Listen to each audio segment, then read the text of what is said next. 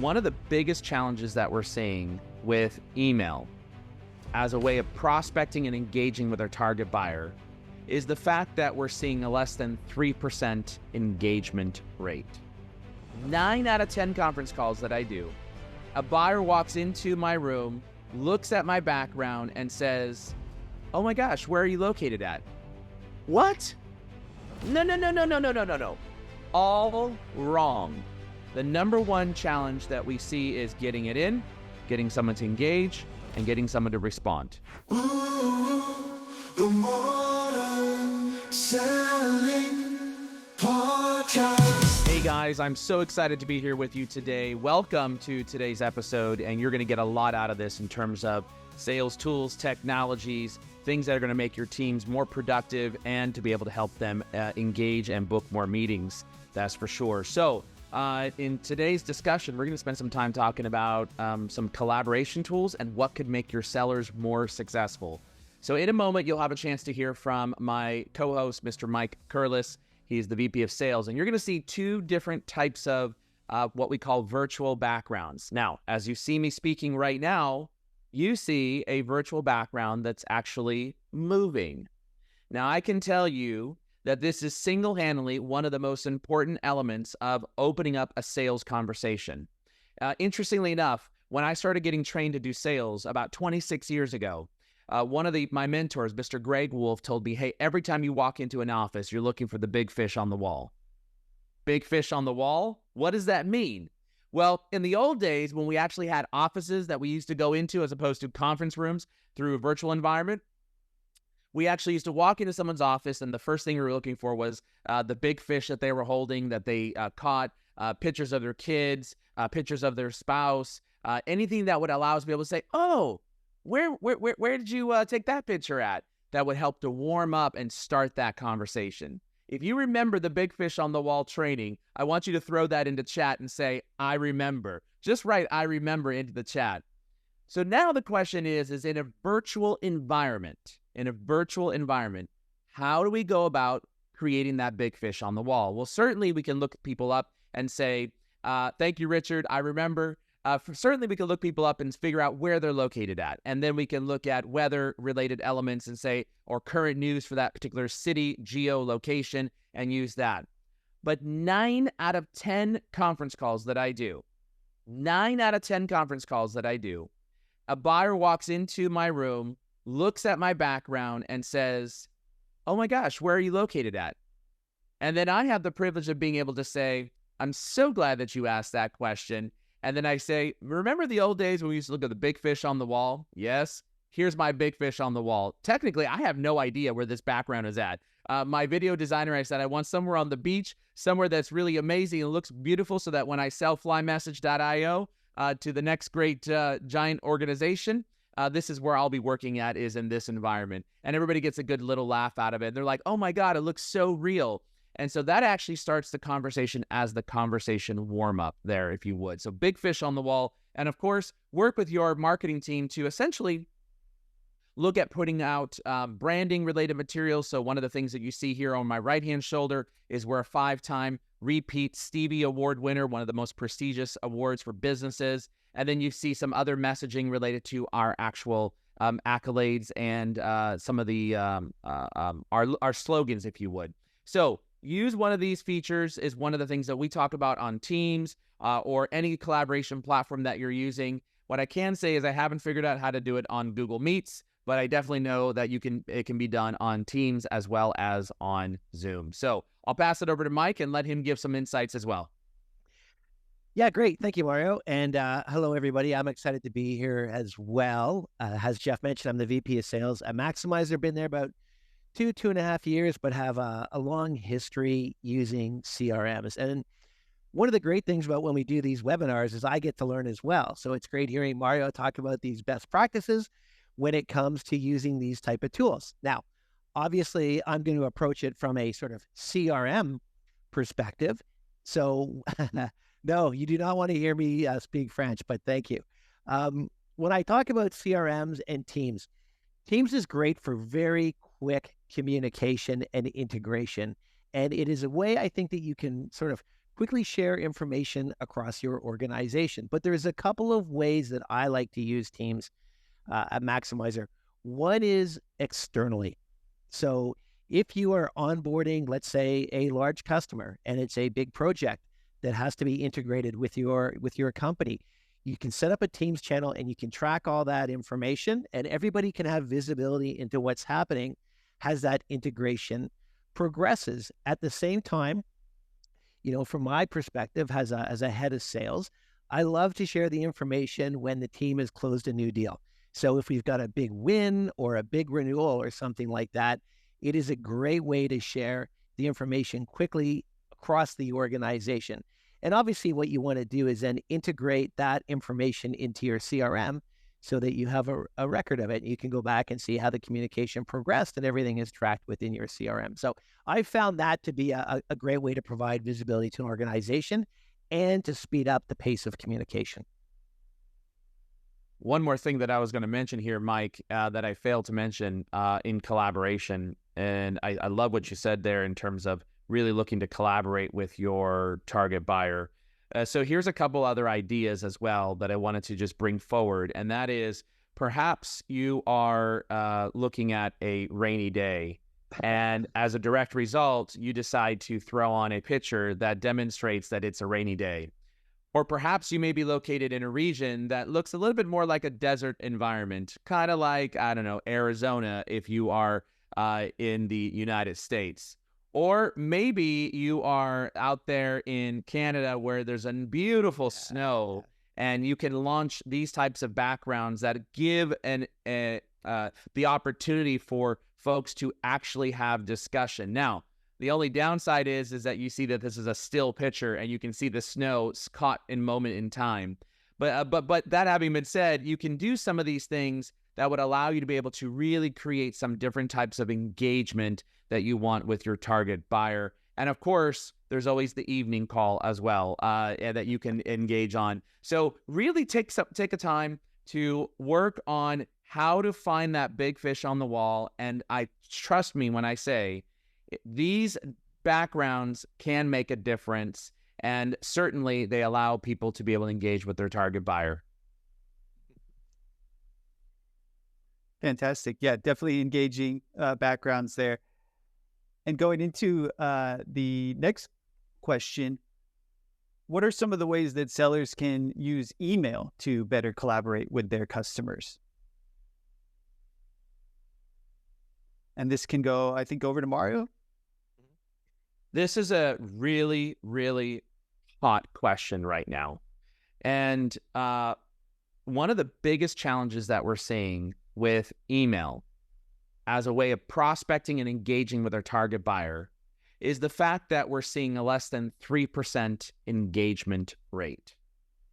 Now, that is really challenging right now to the salesperson.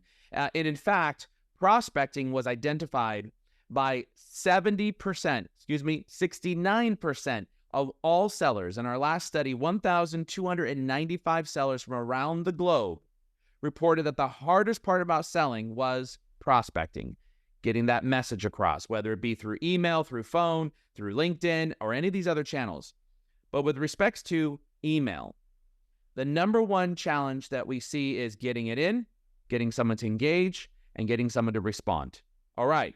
So here are some tips that I want to give the audience members around how to go about getting individuals to respond back to your message. Number one, you're going to implement something called the PBC sales methodology.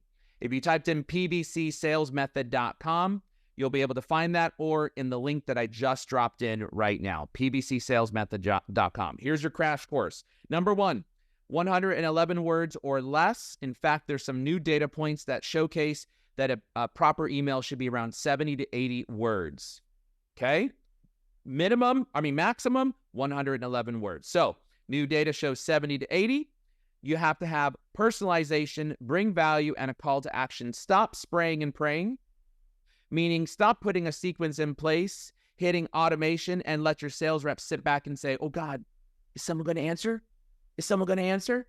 No, take the time to personalize that first message so that you know as a seller, your sales team has taken the time to really hit home to me.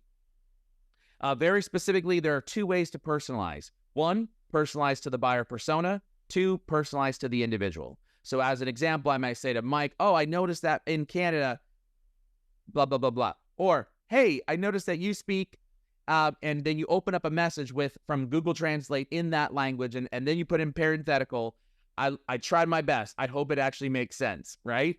So that someone can see that you know them. And this is where you want to tell your reps. Show them that you know them.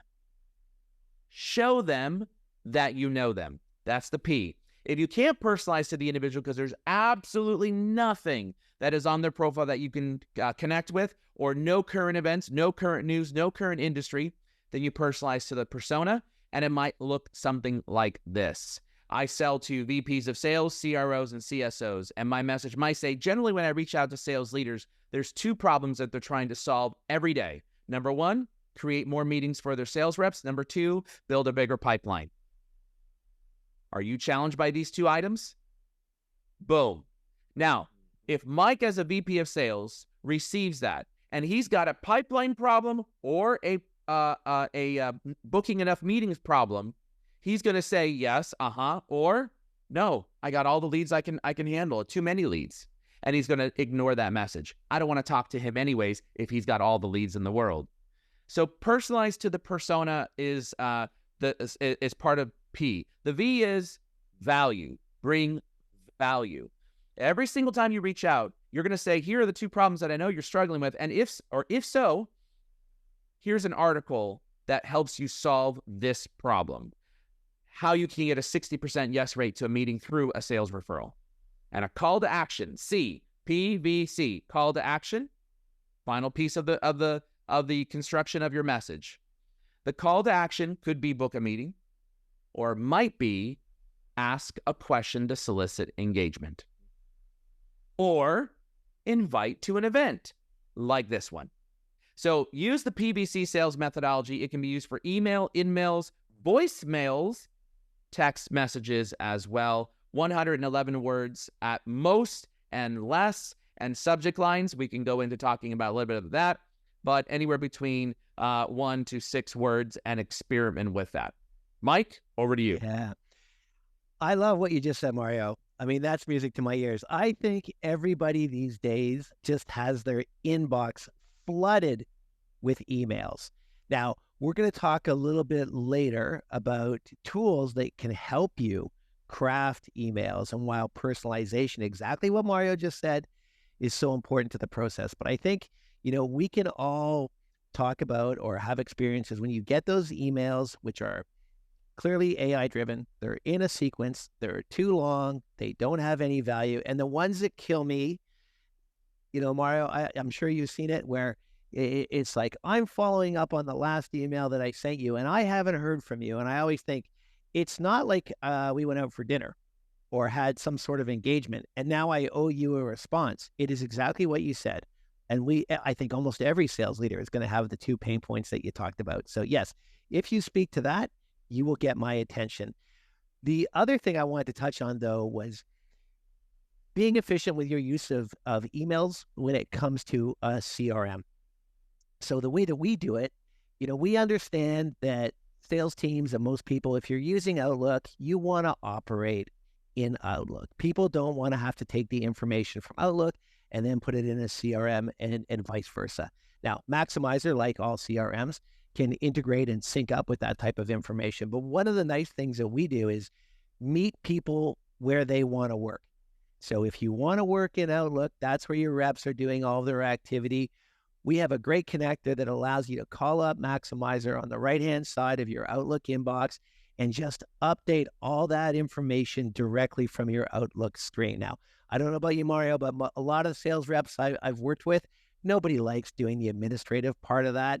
But as a sales leader, I need to be able to see all of that activity in the CRM so that I can see the outreach. Is the outreach appropriate? Exactly to your point.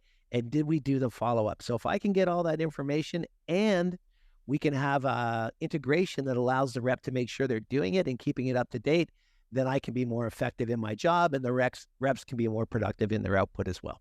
Fantastic. Well, thank you both on that. And Mario was curious to know, can the same strategies for email that you were highlighting as well, Mike, be applied to LinkedIn InMails, voicemails, text messaging, or video messages?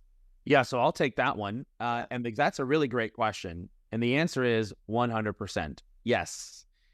And in fact, we encourage you, if you want to slice through the noise here. So let's think about some stats here. Here are some stats. Number one, a recent stat showed that what is the best ways to be able to get buyers into your pipeline? 34% of people said comes from actual events. Great. So what should we be doing? Getting out events, shaking hands, and networking with people. Here's another one. 21% of those respondents said from LinkedIn. So if you're doing B2B sales and you are trying to do LinkedIn, then you need to learn how to do it right. Because most of our reps are spraying and praying. Most of our reps are taking crap on email, which is getting 3% engagement rate, and putting that same crap on LinkedIn. Now, we want to think about this for a moment here. If it's crap over here, wouldn't it be crap over here? Yet we haven't given our sellers the education how to go about engaging with the buyer to warm that buyer up that would allow them and warrant them the opportunity to connect. Case in point, very specifically, Jeff, many of our sequences that we see customers utilize in their outreach sequences inside of a CRM or inside of a sales engagement tool start with something like this. All automation, email, next task is phone. That usually isn't automated, maybe some sort of dialer or manual pickup. And then LinkedIn connection requests. What? No. All wrong. You cannot put a LinkedIn connection request or inside that particular message because you haven't earned the right to connect with that buyer. So when we think about some of these things with respects to how can we apply the PBC sales methodology to other channels, and should they be applied? 100% the answer is yes. Personalize. Show them that you know them. Here's another statement, another saying that I use. To be interesting, you must be interested. Repeat. To be interesting, you must be interested. So yes, 100%. When you move over from one channel to another, you do want to apply these same types of principles. And furthermore, when you engage a third or fourth channel, so let's say you're using phone and email, right? You have a sequence built out of your CRM like Maximizer. You've got phone that you're making phone calls out of. When you add a third or fourth channel, here's the numbers. Write this down, sales leaders. You can increase buyer engagement by up to 40% just by adding in LinkedIn and text, or LinkedIn and video, or LinkedIn and direct mail, or.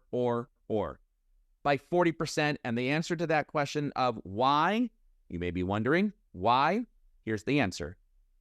Because we don't know if Mike is a social media guy versus Mario, who hates social media and only does email, versus Jeff, who will not pick up the phone to anyone, but will respond to a text and doesn't use email and hasn't checked it in the last 3 weeks because he only uses Slack, and God forbid he goes to LinkedIn. What we don't know is all of the different personas that we're selling to and what their likes are. So that is why we must incorporate these third and fourth channels. So great question on, should I use it on text, email, in-mails, voicemails? The answer is PVC it all the way, and yes, you should. Hey, maybe if I could just add to that, I like what you said, Mario, about earning the right to get the request.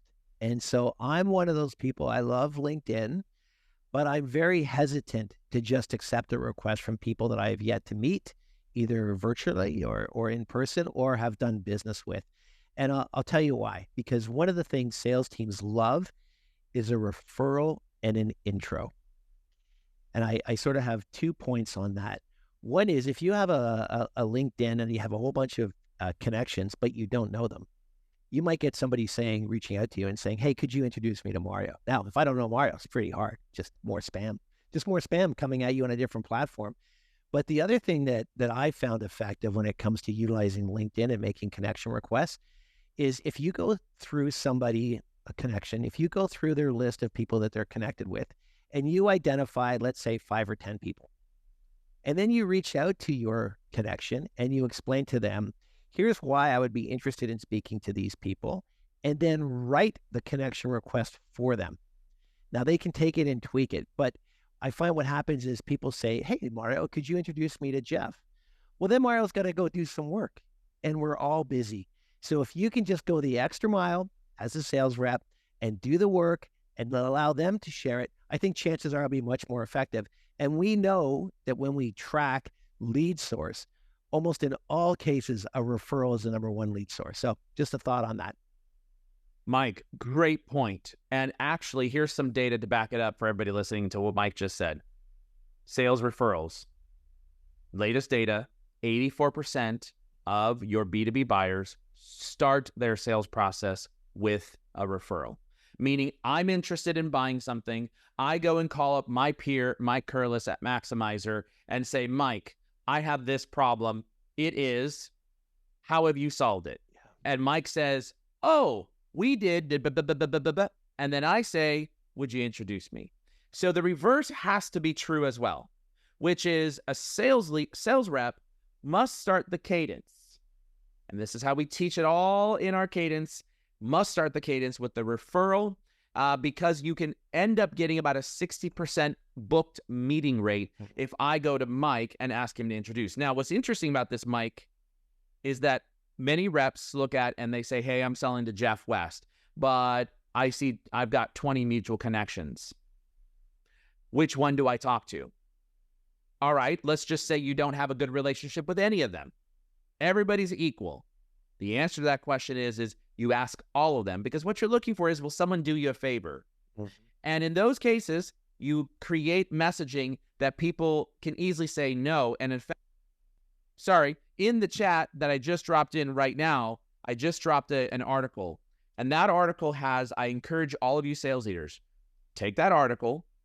There are about 2.5 hours worth of free sales training that we give. One video that's about 14 minutes long that teaches your reps all about the art of the digital referral. Your Rolodex. Remember, Mike, the old days we used to have that big turning ball with the A through Z cards?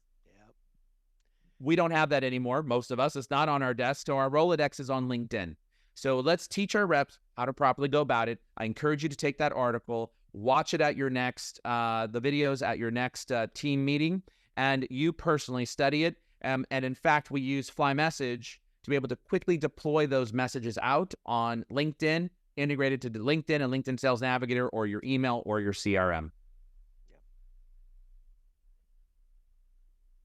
Fantastic. Well, that's really good stuff. I think you brought a lot of good points about referrals and also about personalization. And you've touched on that a bit, Mario. How can sales teams strike the right balance between automation and personalization?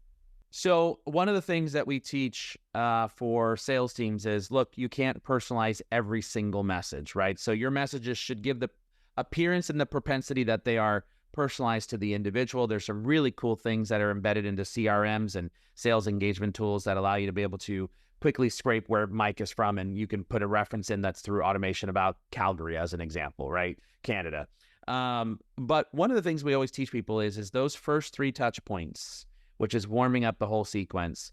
Before you send it on automation, there's a stopgap. And that stopgap is you, the rep, looks at the message and sees how you can decipher personalization and embed that into that particular message. And I think it's really important. And that comes with before message 1 goes out on email, before your referral request goes out, before your phone call, you're looking for something about Mike or about the business persona. And then after that, now you start doing live engagement on platforms like LinkedIn. And many people say, well, I don't know what to write. And that's where Fly Message actually has taken off in the enterprise, specifically is helping sellers to write LinkedIn responses that actually uses the brain, no kidding, no joke, of Mario Martinez, one of the top social selling influencers on the planet, on the globe. And I'm saying that not because I'm trying to pat myself on the back, but because this is hard and our sellers don't understand what to say. So utilize a tool that allows you to create engagement, that allows you to hyper-personalize and edit. And then what you want to do is you want to have your automation going and looking at engaging. Now, what if someone hasn't posted? What if Mike never posted on LinkedIn as an example? Well, no problem. What I'm going to go do is I'm going to go to the company page and I'm going to go engage with something on the company page and I'm going to tag Mike. Why am I going to tag Mike? In this case, I'm going to tag him because not only will he get a notification on his LinkedIn notification window, but if he doesn't see it within 24 hours, what will happen is he'll get an email that Mario Martinez with my picture, my headline, my title, and a portion of the comment, the first 11 words, Mario Martinez has tagged you, and he'll show the portion of the comment. Okay, think about this. Last tip of the day.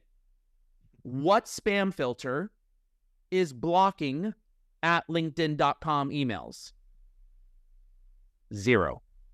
So wouldn't it be nice to have 100% deliverability of my face, my title, my comment going into Mike's Gmail box, Yahoo box, or corporate email box? And that is how you really start warming things up. Mike, back to you.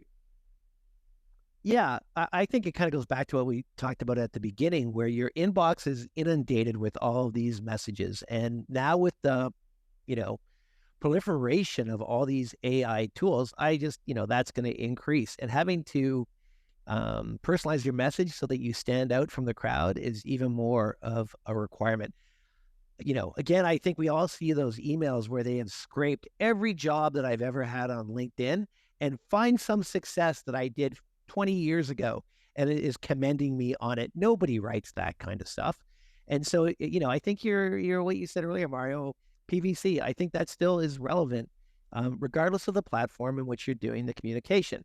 Now, in terms of helping improve sales rep productivity and sort of striking the balance between AI and personalization, when we're doing our outbound at Maximizer, we make sure that we always had a personal touch to it. And we're going to talk a little bit more about that, I know, in a second. The other thing depends, though, on how do you want to use AI tools at your organization. And so everybody likes to talk about email and messaging and that kind of stuff. But we also use it during the sales process.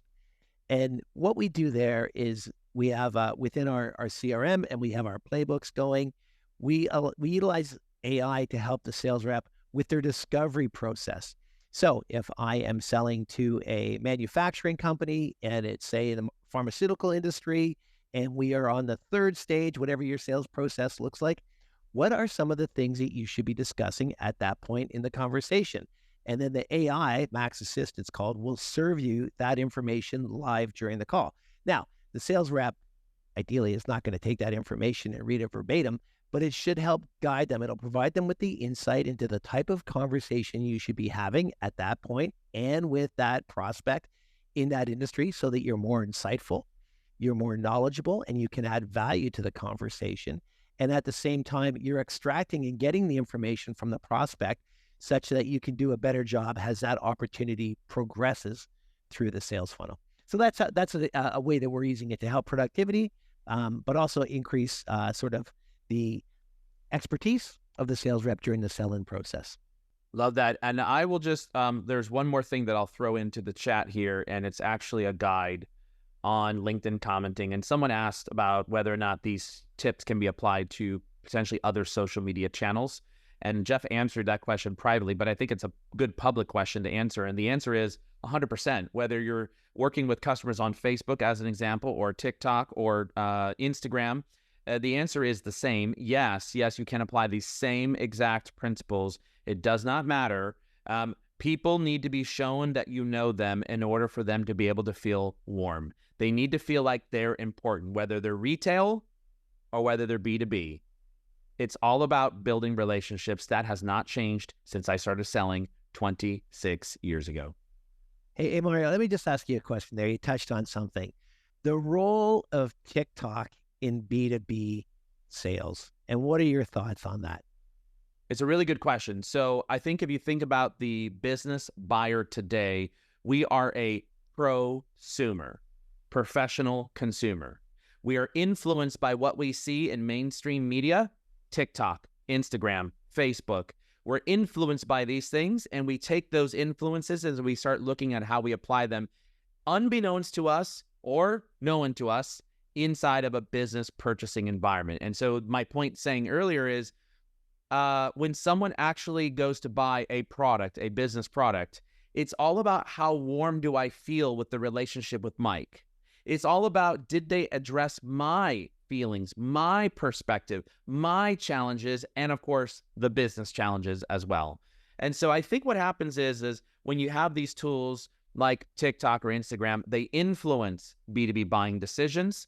And also, there are some really cool things that people do on TikTok and Instagram that just make you laugh, and it makes you warm up to the brand. So if your brand isn't out there using these channels, you need to be, and you need to be warming up your buyers because they're out there and they're looking for information. Yeah, it's well said. Thank you.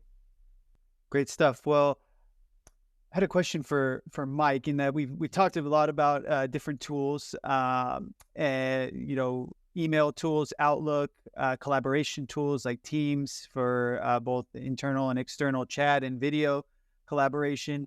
Should sales leaders focus on integrating tools directly with platforms like their CRM? Yeah, sure. I mean, absolutely. The CRM is sort of the nerve system of an organization. So I think maybe I'll start with what do I think you should have in a CRM, sort of core to its functionality, and then what tools do I think you should be adding? And I'll just talk, agnostically about CRMs in general. But, we're talking today about tools that sales leaders can leverage to drive increased outcomes and revenue. So I think in your CRM, you have to have a couple of very basic things. The ability to set targets, whether that is a revenue target or activity target. So you need to know where you're going before you begin it.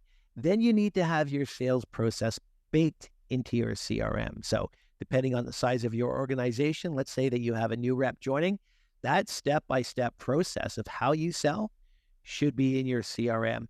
And you want to integrate your playbook into the CRM with each stage. So an example of that might be, how do I qualify a lead? How do I move a lead from this stage to the next stage? What determines when that lead can move forward, or what are the steps that have to be met before I can create an opportunity? So that's what I mean by aligning the playbook and the process.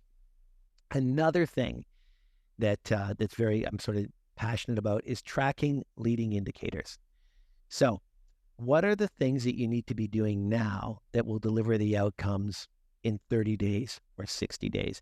And there's a great sort of saying a friend of mine talks about is, if your sales cycle is, let's say, 2 months, you can say to somebody today, you know what? Your November is already baked. It's done, because what you're doing now is going to drive the results 60 days from now. So how do you know your team is doing the right things today to deliver those outcomes? So you have to look into leading indicators. I would say pick a few of those, but focus heavily on that. And if you're tracking that, then you can direct the teams. You can't just automatically affect outcomes and revenue, but you can manage and coach as a sales leader the activities that you're doing. So there's some thoughts on a CRM. In terms of tools, how do you go to market? What does your sales process look like? So you may want to be able to create quotes right in the CRM. So you probably have to integrate with some sort of quoting software. You might want to send out a contract. We use DocuSign, for example, we're integrated with. So everything is easy to do, to pull the information from the CRM and then push it out. You might want to integrate with your accounting system. So revenue teams can see if invoices have been paid, renewal notices, those type of things. You might want to integrate with other large tools on customer success or tickets, something like a Zendesk. So I guess my answer on that is there's some sort of core functions that I think CRMs can do and help. But I would also say take that with the grain of salt, which is you don't have to have everything in a CRM, and a CRM shouldn't have to do everything as well. When people tend to put too much in there, it gets rather complicated and convoluted. And when you stretch it beyond what it's designed for, that's when it becomes inefficient. So, Mario, I'm not sure if you have any thoughts to add on that. I'm sure you do. Mike, actually, that was a perfect answer. I got nothing to add, man. That was a great answer. As our resident sales leader, Mike knows what a CRM should do. I would hope, yeah. Awesome. And we've talked quite a bit about personalization, how sales reps can, optimize personalization. Mario, what strategies can a sales rep use to increase their productivity? Ooh, my favorite question of the day here, Jeff. That's a really good question. So, look, one of the biggest challenges if you go to any sales rep, it's that they don't have enough selling time. And sales leaders are constantly trying to figure out ways to reduce the amount of time that's inundating a rep, preventing them from being strategic, preventing them from thinking, preventing them from planning out step number 2, 3, 4, 5, and beyond, right? And so this becomes a really big challenge. And this is actually one of the reasons why we created flymessage.io. And I asked in the pregame show if I could show something right quick. And I want to show you something because I want you to put your mind in the mind of one of your sellers. Okay, we're a sales leader. Now, we tell our sales folks, go prospect. We say, use the CRM, use email, use the phone, pick up the phone and call them. We tell them to connect on LinkedIn. Most of those things are somewhat right, but usually in the wrong form, wrong step, and or we're not monitoring what it is that they say. So what we don't realize, though, is when I go to, as an example, Mike, and I go to write a message, I need help writing messages. Most of our sellers stare at a blank comment section on LinkedIn, stare at an email section on their email, and they don't know what to write. You would not believe the amount of time it takes. Here's your numbers right here. We did a time motion study. Let's just use LinkedIn commenting alone, not email, but LinkedIn comments alone. Mike publishes something, Mike Curliss from Maximizer. I go to his profile. I then go to his activity. I then go and read all of his different posts that he has. I then go to pick one. I then say, I think I could write a comment on this one. And then what do? I stare at the white comment screen and say, what the heck do I say? I don't have the domain authority. I'm not an expert in this area. I don't really know what it's like to be a CIO, CISO, CRO, CMO, you fill in the blank. I don't know, so I don't have the expertise. So what do? They just simply like. And that's one of the big challenges. So let me show you something that I think will be very interesting here. So as an example, this is my friend Heng Black. And she is an enablement leader. She's writing about a tough day at Cisco. They just laid off 7,000 employees. Horrible situation, yeah? So I come down here and I say, oh my God, I don't know what to write. Well, I've got right inside of here, Fly Message, 4 buttons, 3 of which are pre-programmed with AI prompts that are engineered by Vengreso. So I'm going to come here and I'm going to write an optimistic reply. This is a reply, and now what we're going to do is we're actually going to go out there and we are going to read the post. We are going to write the post as if it's Mario Martinez, and we are going to put some life into this particular comment, which is different than what most other people are writing about.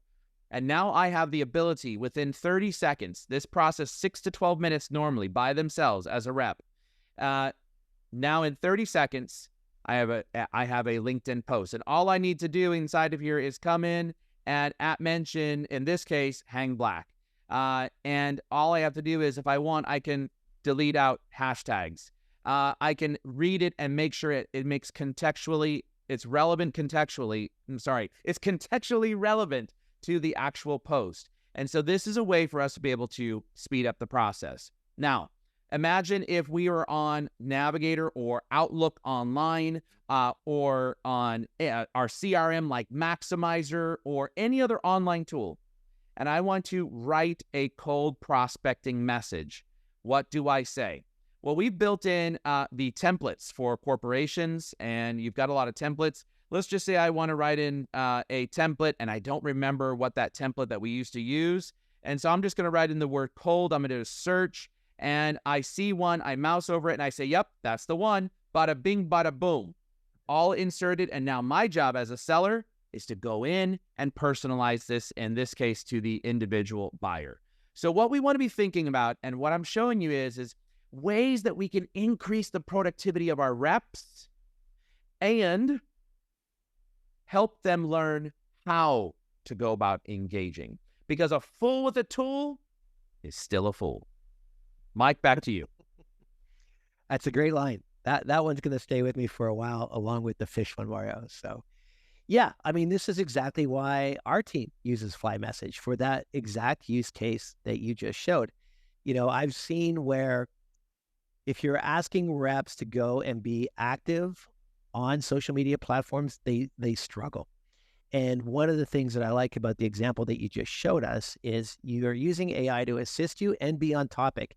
You know, I've seen the opposite where, you know, you'll have, if you have several people on a sales team, some people follow the corporate message and they, align on the value props that you're trying to push. Other people are all over the map. And that almost does a disservice. You don't want people out there creating their own message or posting what they feel are the most important things of the organization. So having tools that assist them and then can personalize it like you just showed. And that's a great example. I would say the same thing for email sequences. And we use a couple of tools here to help with those email sequences as long as they're personalized. And then other tools are things that, recording calls, being able to look into insights onto competitor mentions, pricing objections, digging into that, summarizing the call, all those type of things I think can assist sales rep productivity. And again, I'll always bring it back to, though, we don't want to let AI run wild. We never want to get to the situation. I guess we all have a personal interest in it where you've got a AI avatar selling a product to an AI buyer and people are no longer needed in the process. Goodness knows what that would look like. Yeah, I think that's not something that any of us would want to see necessarily. And we talk about productivity, and a productive sales team is fantastic, but how can a sales team improve buyer engagement, getting engaged buyers? Mario, what do you think? So I'm going to summarize a lot of what I've already spoken about. Let's talk about a couple of points that maybe some of you did not write down. Here we go. Omnichannel engagement, omnichannel prospecting, omnichannel strategy. I don't care what you want to call it. Engagement, prospecting, strategy. Must, and must again. You must have this implemented. Phone, email are your standard two. But now you must figure out what are the other channels that we're going to engage on, that where our buyer might be at. That could be LinkedIn. It could be through a referral. It could be texting. It could be gift marketing. It could be. And so you've got to figure that out. And here's the numbers. When a seller uses 3 to 4 channels, it can increase buyer engagement by up to 40%. That's 40%. So if you have not peered into what does the cadence look like, what does the engagement look like to be able to solicit a buyer's response, and you have not peeled that onion back all the way to the core, literally, you're looking at it, you see the cadence, you see the individual steps that people are going through, and you're reviewing the material, the content. Is it less than 111 words? Does it have the right amount of words in the subject line, as an example? Is it spread over across however many days? Sometimes we have our cadences spread across 2 weeks. Way too fast. Way too annoying. We're talking about 30 to 45 days. The new touch point. Pre-COVID, it was 8 to 12 touch points before you solicit a response. Here's your number. 12 to 18 touch points before you solicit a customer response. 12 to 18 touch points. That's like, oh my gosh. And to Mike's point earlier, why? Just think about your own individual inbox, your own Slack channel, your own Google chat, your own Teams. your own LinkedIn, your own, and you fill in all the places that you're being binged and dinged from WhatsApp and everything else in between. And that's what you got to be thinking about is that it takes more time to be able to engage with your target buyer. In addition, we do want to be thinking about how do I leverage tools like a social media platform that will get me 100% deliverability rate. Remember, crap over here equals crap over here. So you need to teach your sellers how to go about using these digital channels like video, like LinkedIn. Final example I'll give here on video. A lot of leaders say, let's use video because the video is a great way to engage. And you're right. You'll notice that this webinar is centered on video. Yeah, you see my face, you're seeing my facial expressions. Why do we do that? That's so that you can see gestures and you can hear. You're using two senses, visual and listening. That's what you get with video. And that's how you connect with buyers quicker, faster, better. But every time I see a video from a sales rep and I get it inside of my email, guess what is sitting right over their mouth? The big giant play button. The big giant play button. So we've got to teach reps to be able to have that play button in the center, but they can see the pearly white teeth and smile because we all make judgments just based upon looking at someone. We make a judgment of whether or not we want to trust them. And last and final thing I'll say about this is right here directly into the chat. I've put inside there's a 43-page prospecting guide that I've written. And you will love it. I hope you do. It's an interactive prospecting guide. I encourage you to go and download it and utilize the material inside there. And you will be very happy with some of the things that we give you. And every business is different. Just because I say to you that you need to have it over 45 days, shoot, it might be that you can do it over 30 days. So we got to experiment. And remember, it's all about experimentation. Mike? Yeah, sure. Thanks. And I'll be quick. Just a couple points to add to that. I'm looking at the time and I want to make sure that we save enough time for the questions that we have in the chat, Jeff. We talk a lot about tools and technology, but we can't forget the human element here. So one of the things that we focus on a lot is if you have, so you're doing all this activity. What is the intent of that activity? It's to drive some sort of inbound where somebody says, yes, I'm interested in your message. And in our case, I would like to have a demo or a demo request. Those are the best sort of inbound leads we can get. And, I'll give credit here to Jeff. He has a great article that we've been working with, which talks about the results of how quickly you follow up and engage on an inbound request. And the number is staggering. You need to engage those inbounds within the first 5 minutes. If you don't, the fall off after 5 minutes is about 10x. So whatever your organization and your sales process looks like, you need to make sure you can prioritize those inbound demo requests and get to them very, very quickly. And then the second thing is kind of what you talked about on the outbound, but even once there's an inbound, reps, not all, but some don't like to follow up. And the numbers say that you need to follow up at least 6 times. This is on an inbound. If you follow up 6 times, you will get an engagement 90% of the time. However, most reps quit after 1 or 2 follow-ups. So you never even get to that result. So it's almost like an inverse scale. If you're slow to respond and you don't follow up, you're almost guaranteeing yourself that you're not going to have success. And then the last thing, and this is pretty basic, but you're doing all this work and all these tools, be prepared. You can have all this messaging and all that type of information and automation running. But, I used to have a sales trainer and he used to always talk, he had a saying that said, sales begins when you open your mouth.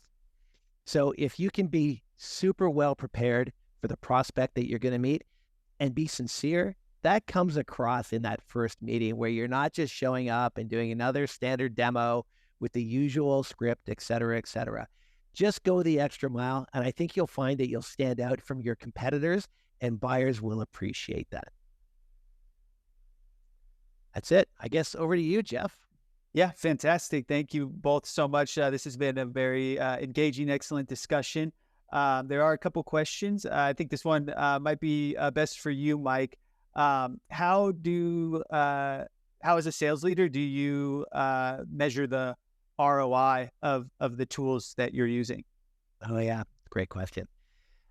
So look, everybody, again, back to what does my inbox look like? It's full of SDRs reaching out to me, telling me that I get an 800% ROI on the investment of whatever it is they're selling. Now, that might be true. I would say that you can bring it down a little bit more basic. When you buy a tool, obviously you're buying it because it's going to satisfy a certain need. So one, integrate it properly and be prepared for change management. What does that look like, and how do you want the organization to adopt it? Two, use it and make it work properly. And this is sort of one of the things that I've seen at organizations over the years. They buy a tool, they sort of half integrate it, they don't get great user adoption, and then they get frustrated, or they do a workaround. It's important that you make the tool work. That's where you begin to see the ROI.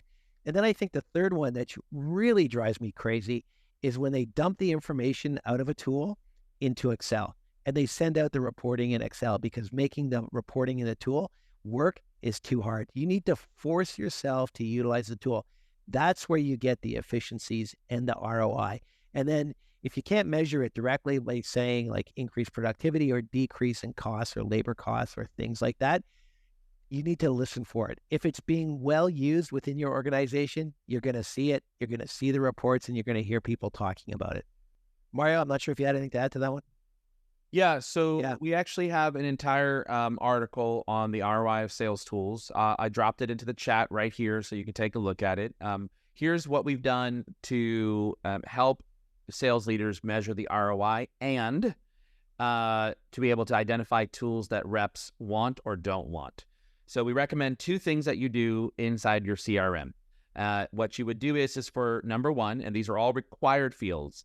Number one, anytime someone goes to open an opportunity, no matter what the opportunity is, there is always a mandatory question that says, which tools did you use to help you open this opportunity?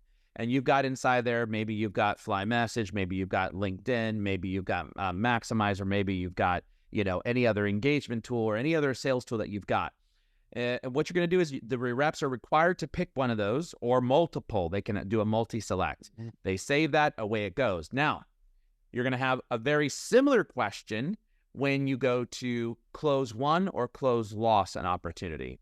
And it's going to say, which tool do you use to help you close this opportunity or that you use throughout the closing process? And it might be the same set of tools, or it might be a different set of tools, because there are different tools that someone may use, for example, recording a meeting and using coaching and those types of things, right? So you would have those things inside there as well.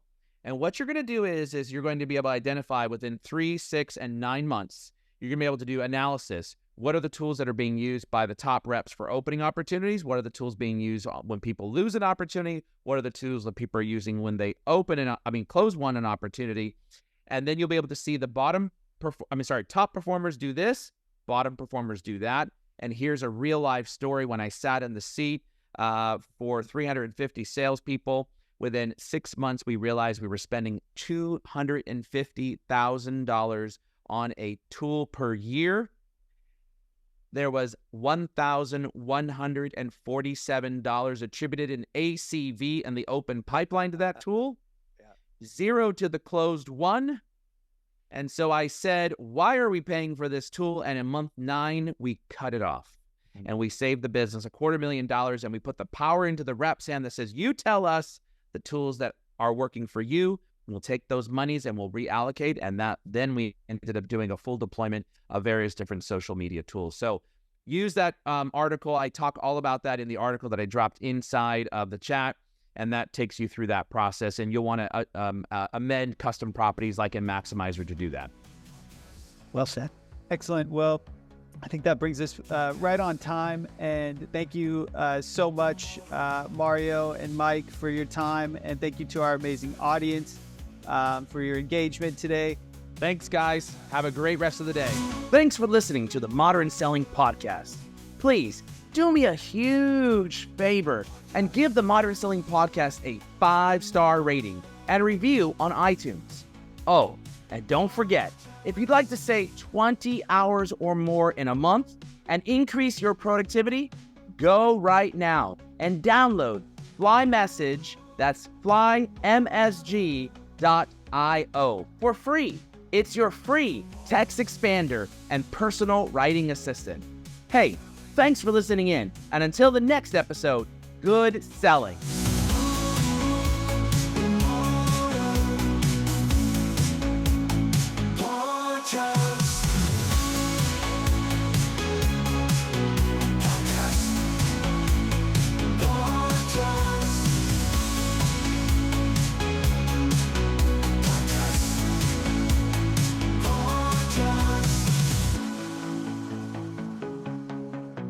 Podcast.